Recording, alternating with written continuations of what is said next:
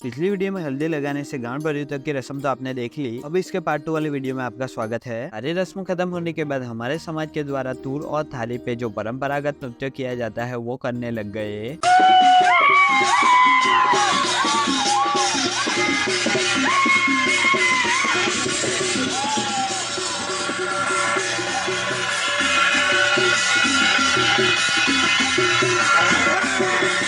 तूर और थाली बजाने वाले को टिप कुछ इस तरीके से दी जाती है। जमीन पे पड़े पैसे मुंह से उठाने होते हैं और तूर और थाल बच्चे रहने चाहिए। अंकल ने पैसे उठा लिए तो हम लोग फिर से लग जाते हैं डांस करने के लिए। डांस खत्म हुआ तो शुरू हो गई कपड़े न जाने की रस्म। वो देखकर मैं, केतन भाई और प्रमित आके खाने बैठ गए। केतन भाई ने जल्दी खाना खा लिया तो उनके पास से 2-3 ग्लास छाछ मंगवा ली और खाते खाते छाछ के 4 ग्लास पीकर घर आके देखा तो मेरे बेड पे तो कब्जा ही हो गया। अलू भाई और प्रमित सो रहे हैं, मैं भी थोड़ा आराम कर लेता हूँ। वो हो गया तो रेडी होके प्रमित के साथ चले आते हैं कपल का फोटोशूट करने के लिए। खत्म करके आ गए थे मंडप में और लग जाते हैं प्रकृति पूजा की रस्म करने के लिए। मुझे तो अनाज दिया है, वैसे ही लोगों के हाथों में प्रकृति से आने वाली कोई ना कोई चीज दी है। रस्म शुरू होते ही दीपू दी ने तिलक लगाया। फिर आगे की रस्म के लिए हमें मंडप के बाहर ले आए। ये देखो करियाना वाले भाई और डॉक्टर सब्जी वाली। फिर जो 5 मेन थाल थी जो हवा, पानी, अग्नि, पृथ्वी और मिट्टी उनको रिप्रेजेंट कर रही थी। इन थालों की पूजा की रस्म की और इतने सारे लोग रस्म देख रहे हैं। प्रकृति पूजन की रस्म खत्म होते ही आ जाते हैं शादी के मंडप में और जो प्रकृति के 5 घटक की मेन थाल बनाई थी वो बीच में रख दी और प्रकृति को साक्षी मान के शादी की रस्म शुरू हुई। लेकिन तभी मुझे अर्जेंट काम से बारडोली जाना पड़ा।